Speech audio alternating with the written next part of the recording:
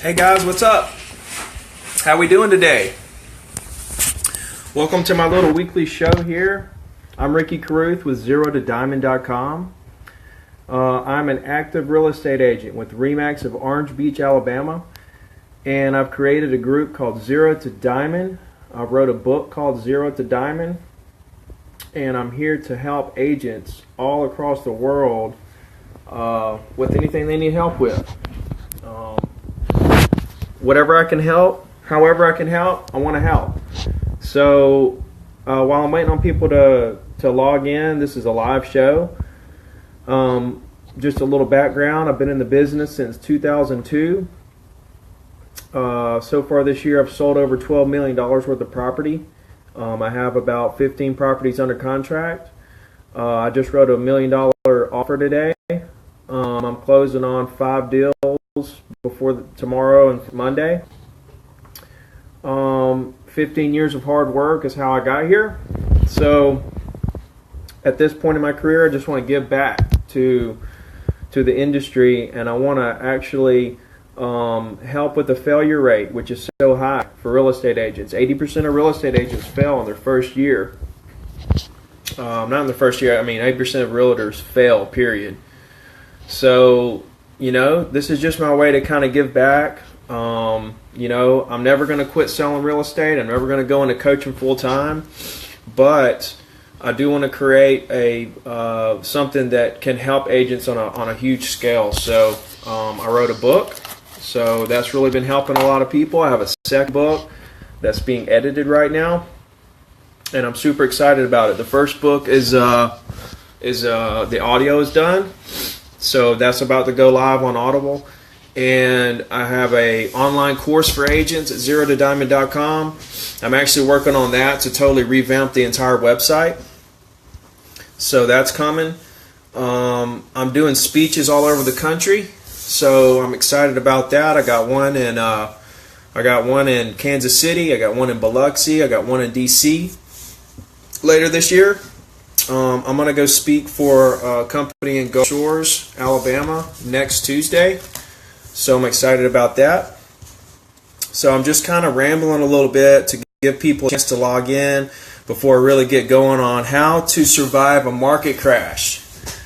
All right, so let's talk about a market crash for a minute. I got in the business in 2002. And real estate where I'm at crashed in 2005. So nobody saw it coming. Nobody that I knew saw it coming anyway. So everybody was just, living their life of the rich and famous. And then all of a sudden, boom, the market crashes on them. It crashed on me. I didn't know what to do. I was lost when the market crashed. So I learned a lot through that. I picked myself up, dusted myself off, and got back to work and figured out what I did wrong, why the market crash affected me so hard. And then I turned around and took those lessons I learned and created this huge business, Then in 2010, we actually had another market crash in my area, the BP oil spill.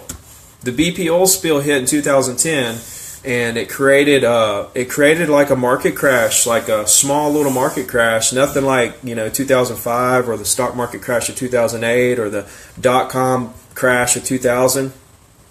But it was a crash, and through the oil spill, which is a really small crash compared to what we had been through, I took the lessons I learned through the big first crash and applied it through the oil spill crash, and I made more money that year than I did the year before. So when that happened and I took the lessons I learned and applied them and it worked, that's when it opened up my eyes to the fact that I think I have real estate down. Like, you never have real estate down, but I felt so comfortable that at that point, except for like some kind of crazy world war or, a nuke hitting or something like that, just regular economic market crashes, I felt like I could sustain it, and it's proved to be true. So let's talk about taking it a step further. There's big economic market crashes, right, that happen every so often. Nobody knows when they're going to happen. But also, this, what I'm going to say today also applies to just through the year. You have a busy season and a slow season. Like it gets slow for us, it can get slow in the wintertime. So, that's kind of like a market, little market downward, market crash, if you will. Every year we have a slump. And so really these principles, should be applied to your business all the time, because we're always going through ups and downs. It's just when the market crashes, people aren't positioned right, and they don't have the right mindset going into the crash, and when things change and the market shifts, they don't know what to do, right?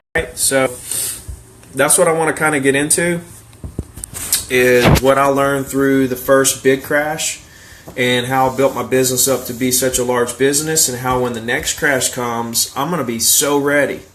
I'm going to be like sitting here waiting for it to happen, because I'm so prepared for the crash.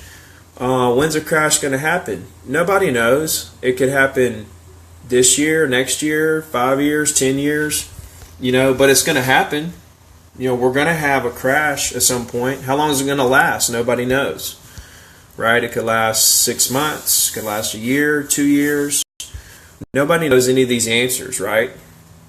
But you have to position yourself to where you're killing it now, and you're prepared for the crash, to where you kind of win both ways. You win if the market continues to go up, and you win if it crashes. Okay?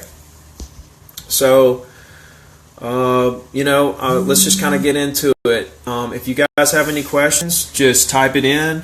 I want to answer questions, and I'm going to get through my little spiel here. I'll answer any questions afterwards. How you guys doing? Justin, Lynn, Marion, Rob, Carlos, Chris, Jim. Okay, so the first step to handling a market crash is preparation. Okay, so we should all be preparing right now for a market crash. It may not happen for 5 years from now. It could happen this year, next year. Nobody knows, right? But we should be preparing all the time. Okay, so how do you prepare for a market crash, right? To me, what I learned through the market crashing and everything was that you have to accumulate relationships. You have to accumulate hundreds and hundreds and hundreds of relationships and pile them up in your database. These are people that you talk to one-on-one, that you created a relationship with, that you had lunch with, that you got their email, that you sent them letters, that you sold them property, that you call every once in a while, check on them, stuff like that. Those are the kind of clients that carry you through a market crashing.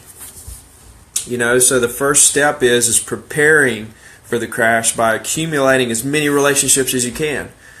Okay, so here's the thing, if the market's going to crash later this year or next year, we don't have much time, right? You should be hurrying up and piling up and accumulating as many relationships as you can right now.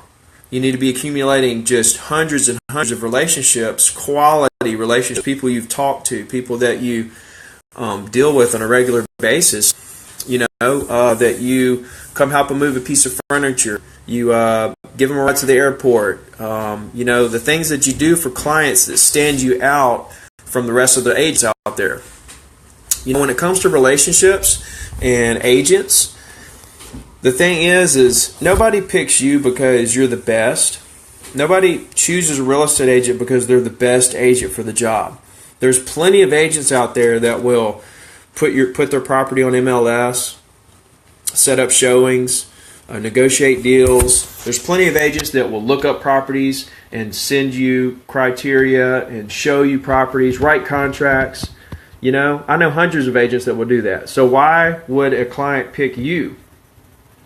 It's because they like you, right? There was something about your personality. There was something about the way that you guys connected that drew them to you in a way that they liked you. You know, you guys were buddies. You know, you have to connect with people. It's not about the transaction, like I've said before. It's about people, right? You have to connect with them on a level much higher than real estate, much higher than a transaction. And that's what it's all about. That's the only way to build a big business, okay? If you just do transactions and then never talk to that person again, then you're not going to have a big business and you're not going to sustain a market crash. There's no way.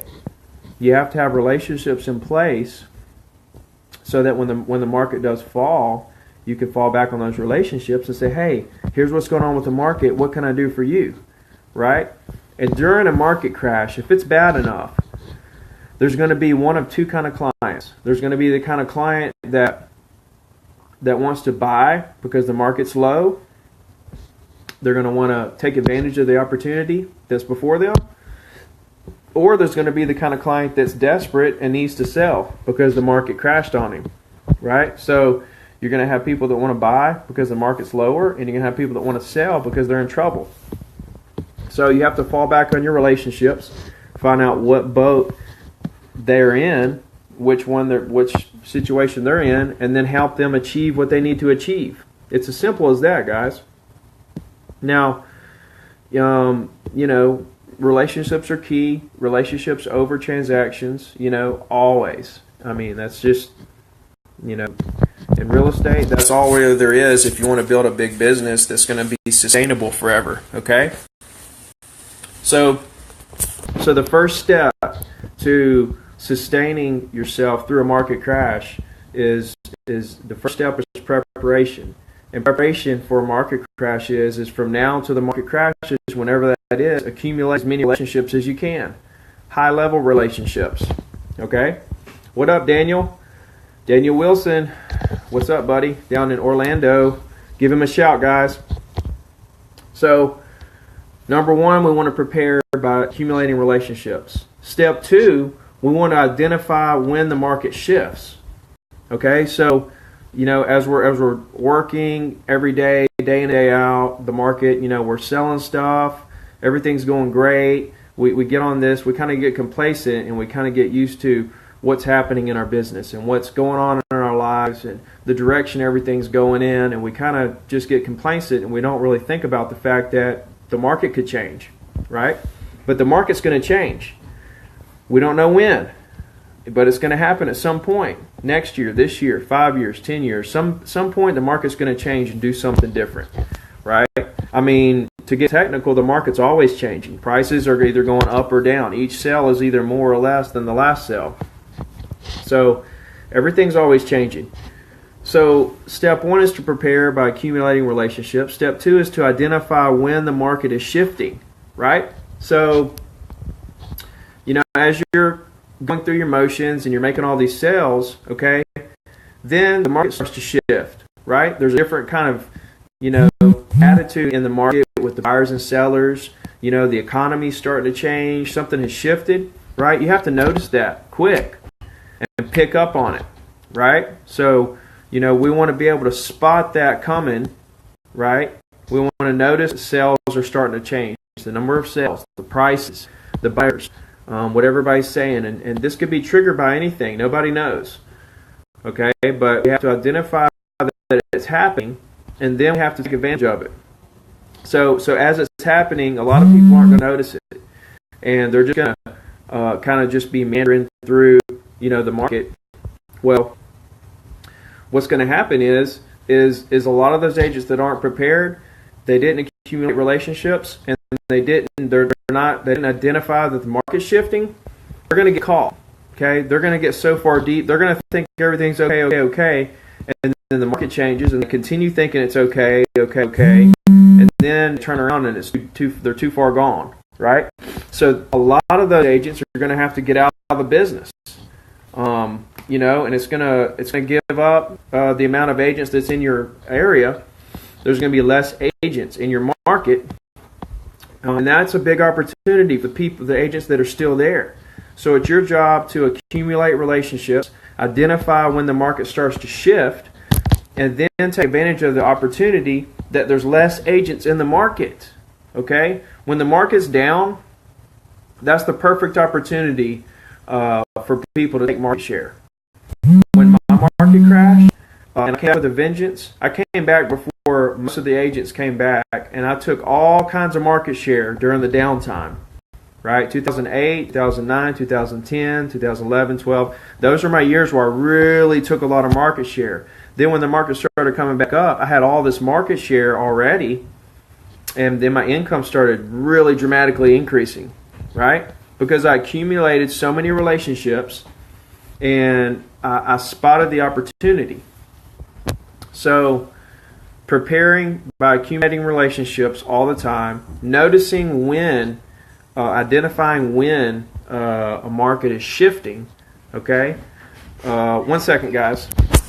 Hey, Kim Hoyt needs to go to Romar Lakes right now. She's like at the door. Sorry, guys. So anyway, prepare, identify, and the third step is to adapt. Okay, you want to adapt, execute, and dominate your market share. Okay, so accumulate the relationships, and then identify that the market is changing. Okay, and then we're going to come up with a game plan, adapt to this new market we're in, and then we're going to execute the game plan. Okay, and then we're going to dominate the market share.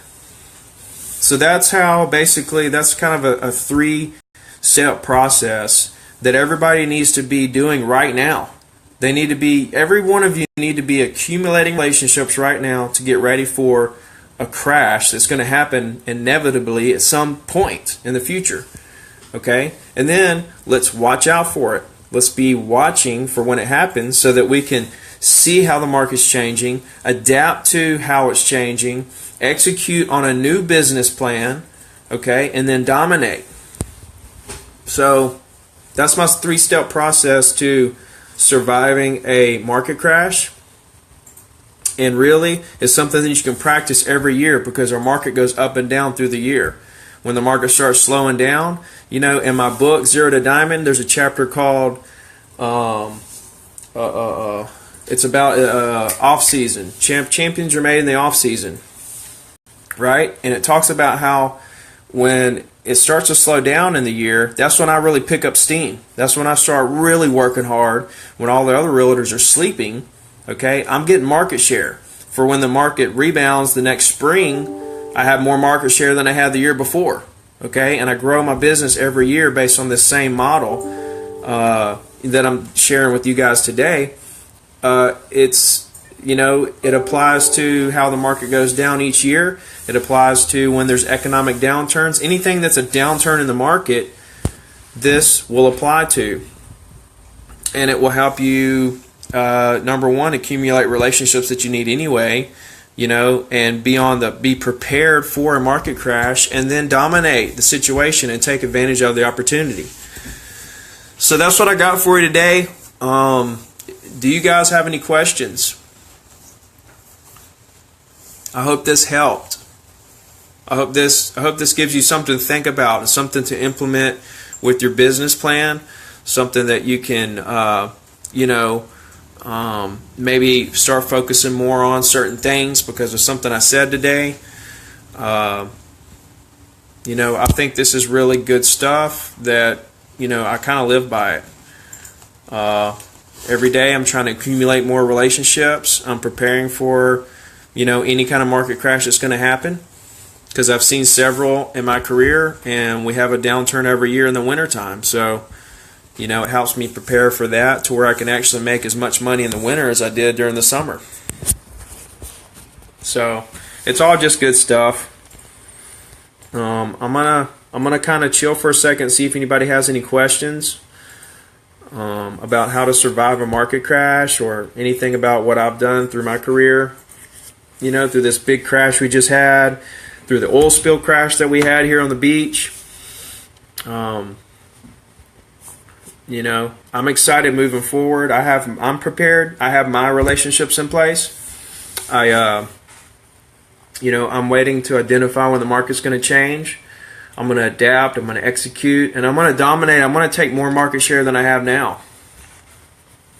I'm pretty excited about it. I do not want a market to crash, but it's inevitable. What goes up must come down. So when it happens, it's going to happen hard, and I want to be prepared. And I want you guys to be prepared.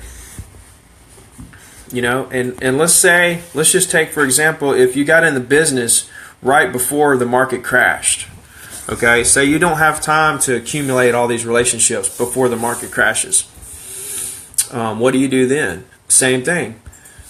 You start accumulating relationships. If the market crashed tomorrow and you just got in real estate, you should pick up the phone and start calling people and say, hey, the market is turning sideways. Do you want to buy or sell? Okay, well, do you have an agent in the area that you work with? I'd love to work with you when that day comes. What's your email? Let's go to lunch. Right? Start relationships. But the more relationships you have going into the crash, the better. The more market share you have. Relationships equal market share. The more relationships you have within the community that you sell, the more market share that you'll have.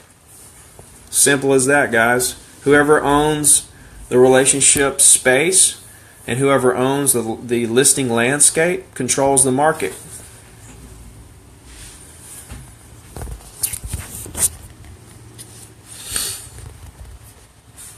I'm not seeing any questions today, guys, which is fine.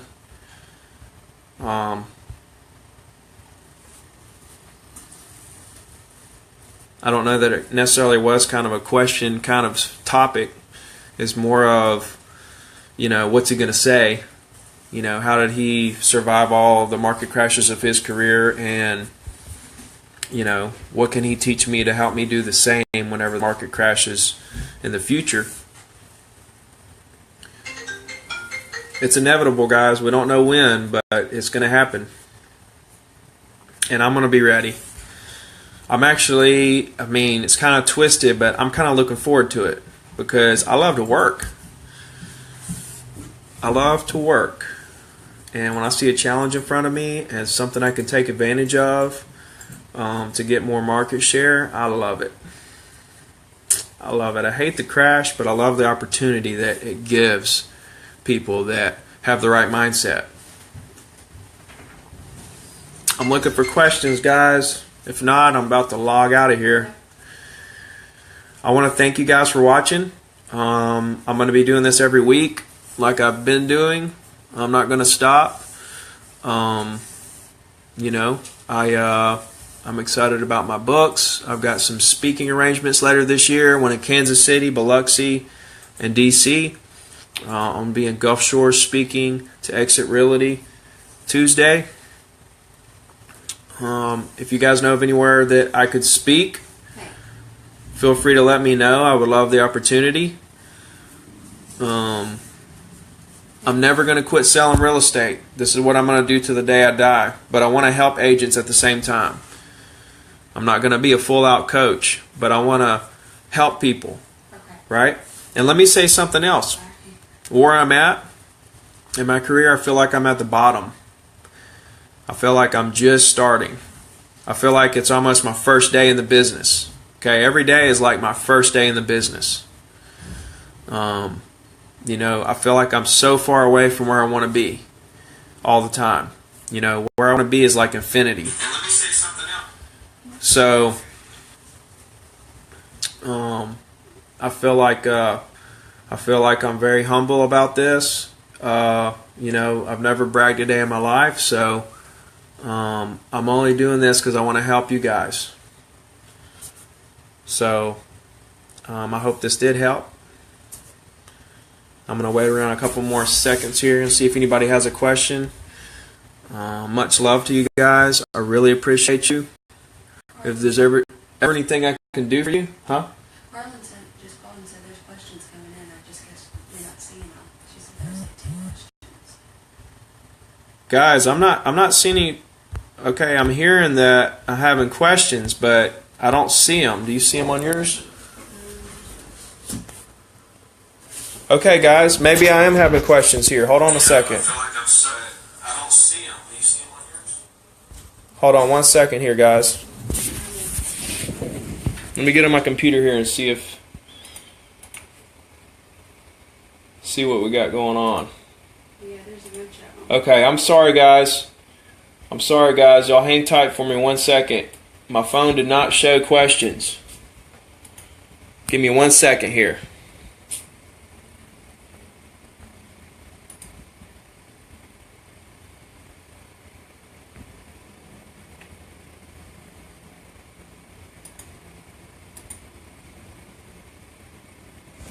Okay, guys, I'm so sorry. I don't know how this happened, but my phone did not show me the questions. And it's still not showing me. I'm having to, I don't even see them here on my...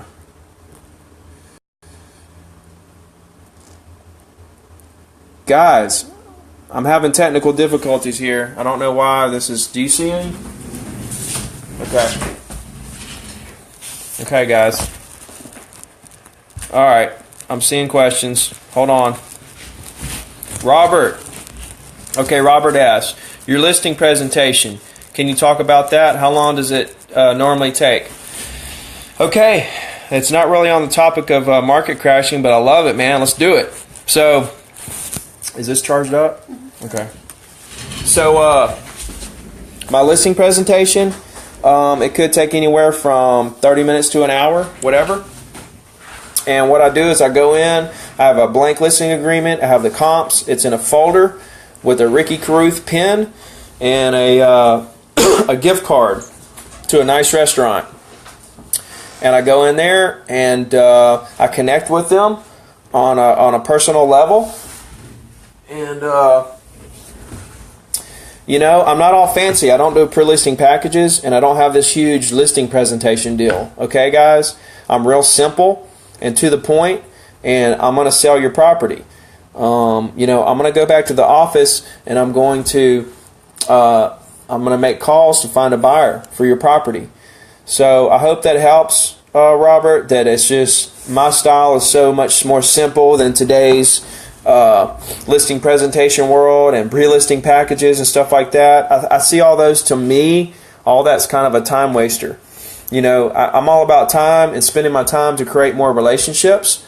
So, you know, that's just the way I feel about that. Jim asked if when I came back, was I doing short sales and REOs? I did about 50 short sales where I represented the seller, and I sold a lot of REOs to buyers. I didn't represent banks. I represented buyers buying the foreclosures, and then I represented sellers who short sold their properties. I didn't do any divorces, Jim. Just I did a lot of short sales, and I represented buyers on REOs.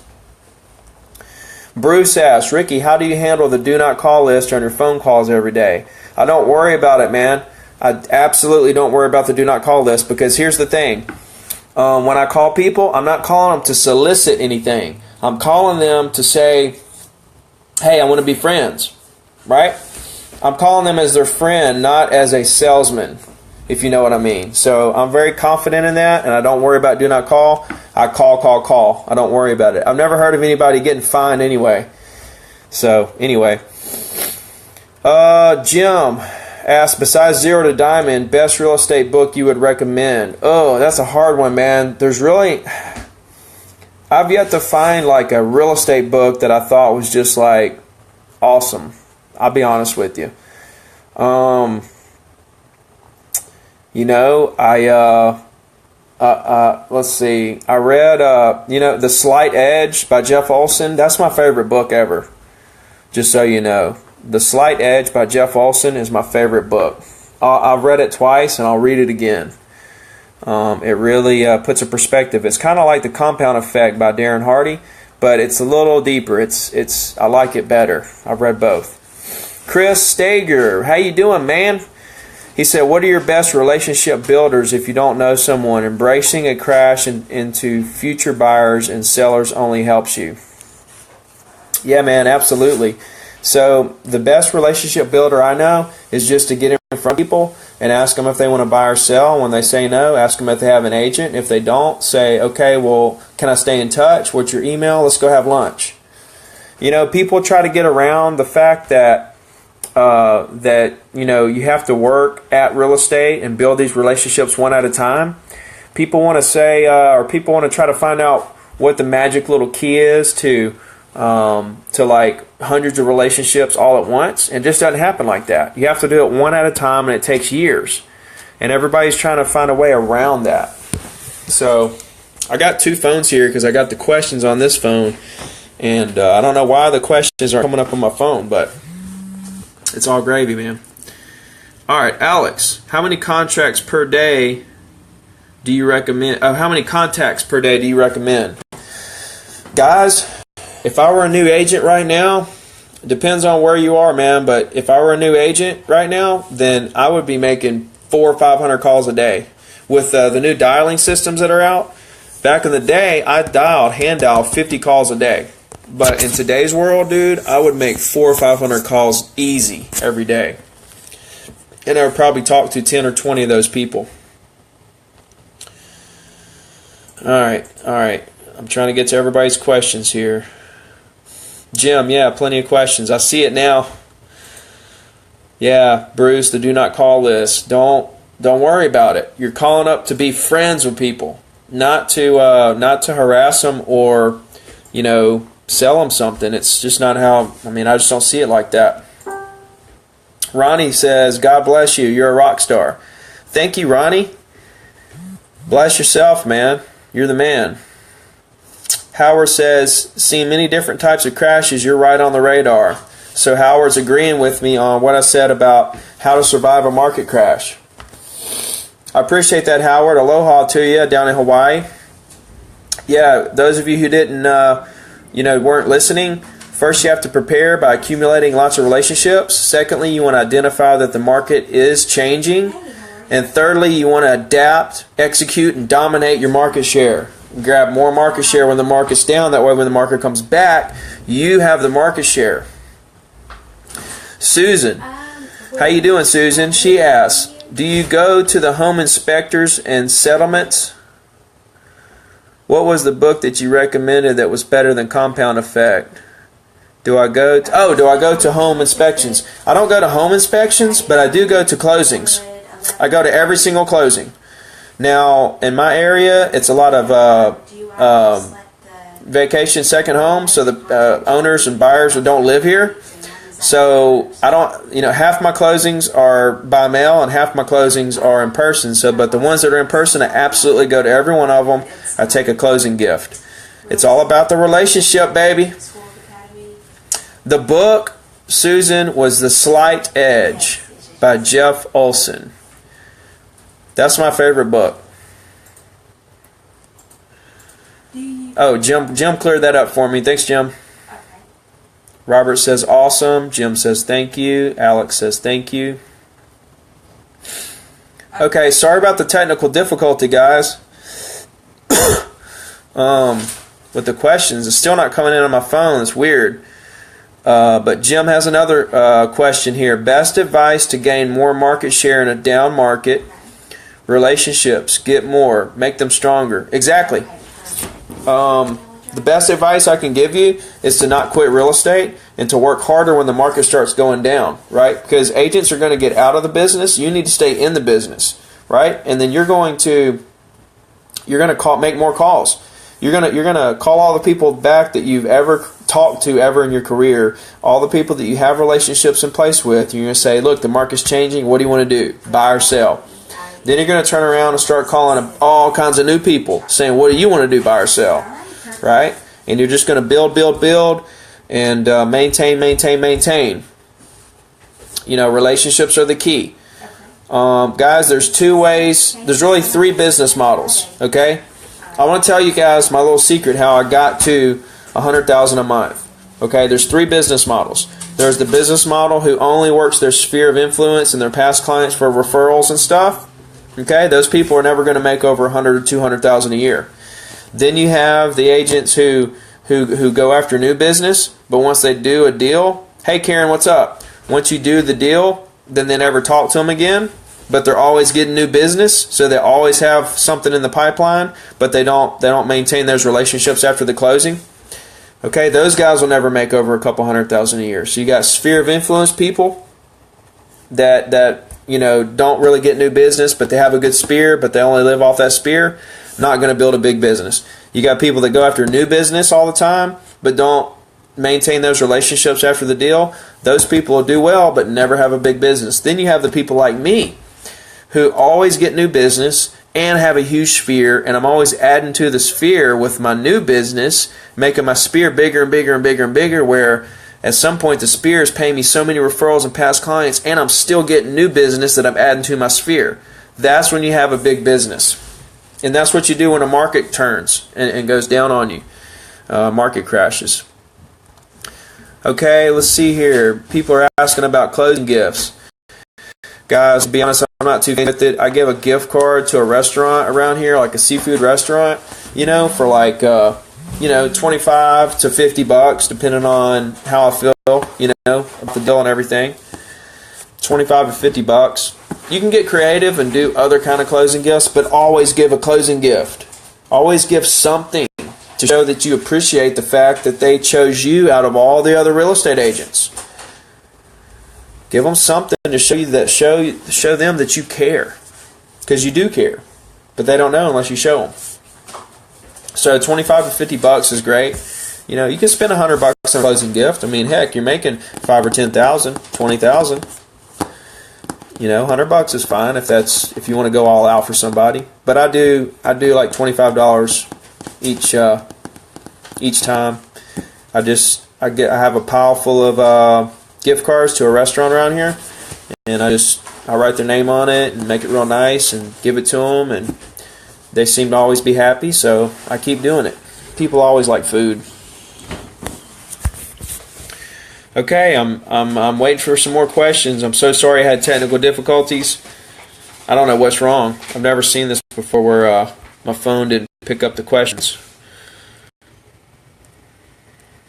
I guess since I didn't hear didn't see the questions for a while, I guess I was kind of rambling for a while, and I probably got some pretty good information out, without any interruption and stuff. So that was probably good, actually.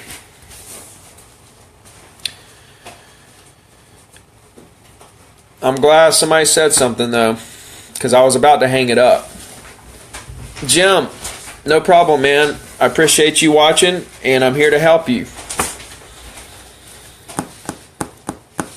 If you guys have anything else, let me know. I'm gonna hang out here for a minute or two more.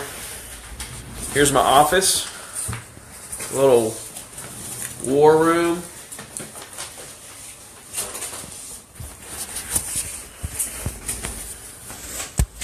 Here's some of my awards. Number 1, number 5, number 5. Cooperative Spirit, Millennial, Lifetime Achievement, Titan. Hey, y'all like this? Guess who that is? Somebody guess who that is? Whoever guesses who that is, I'm going to call you. I'm going to call you and do a one-on-one for 10 or 15 minutes. Alright, got some more calls coming in. Some more questions here. Stephanie Smith Anthony, how are you?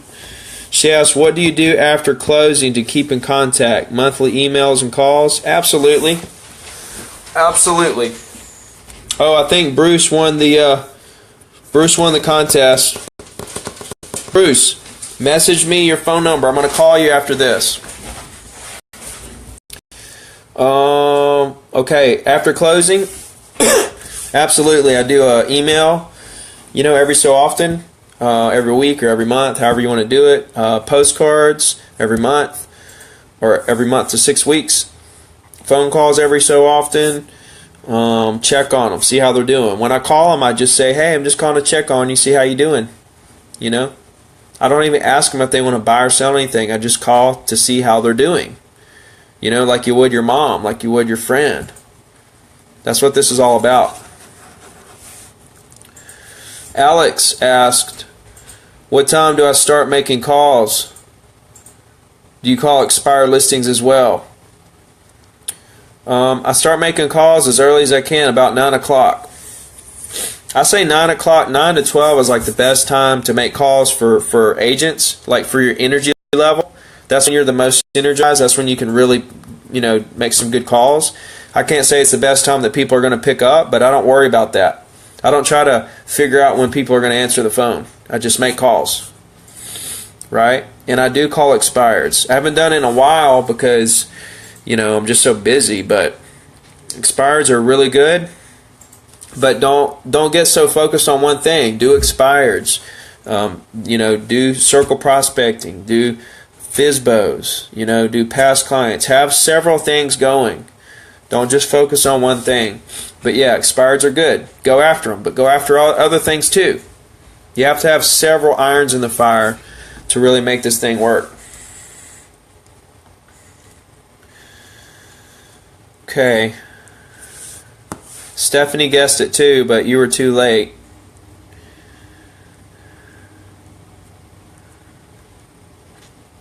But I'm sure we'll talk at some point.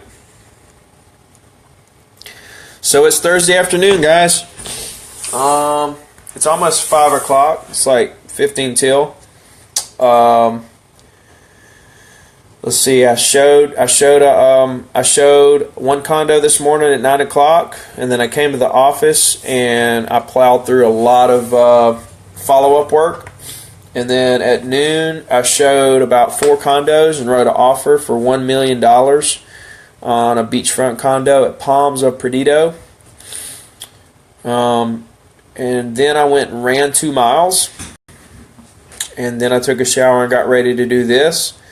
After this, I'm going to follow up with a few things to finish the day. And then I'm going to go work out again. Then I'm going to go home, eat dinner, go to bed, get ready to do it all again. Tomorrow morning, I'll work out at 7 o'clock. And then I have a 9:30 closing. And then I have 11:30 lunch appointment with the client. And then I'm actually going to be shooting a commercial for my website after that. Probably take most of the afternoon. Do you guys have any other questions? I've enjoyed spending some time with you guys today. Like I say, I do this every single week. Share some thoughts that I hope will help you with your mindset and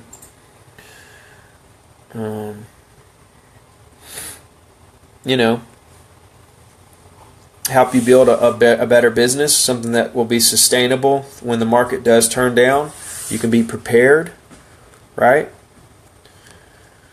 And take more market share. That way, when when the market turns around and starts heading back up after it crashes, you're positioned to where you're going to do even better, much better than you did before the crash.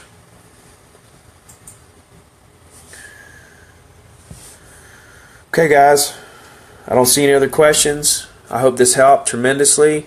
I'll tell you what, if you guys have a topic that you want me to talk about, post it on the group. Everybody kind of post what they want me to talk about next week on the group and give me some ideas of what would help you, and then I'll do that. Okay? No problem, Alex. Thank you, Stephanie. Okay, guys, we'll see y'all soon. You guys have a good rest of the day, good weekend. Let me know if you need something. Just hit me up. I'm here.